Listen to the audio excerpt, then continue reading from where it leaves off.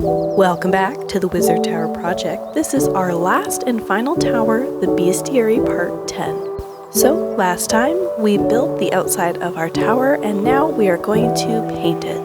And I really loved how the stone turned out for my Viking longhouse, so I'm doing the same paint job as I did with that, which is starting off with a black base and then adding some brown, followed by a dry brush of orange and some yellow.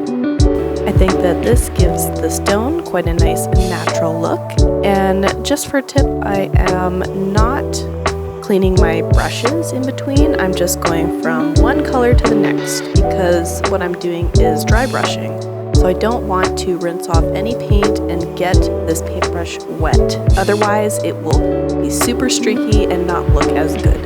Okay, next and crucial part is I'm going over all of this with a dry brush of an off-white. And then I follow this up with a highlighting dry brush of a pure white.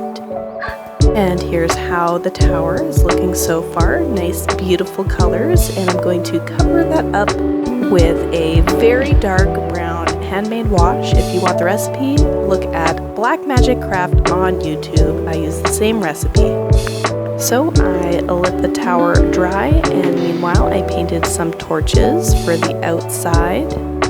And finally I did one last step of the highlighting of the off-white and the pure white just to brighten up the stones a bit more. And I also added the torches.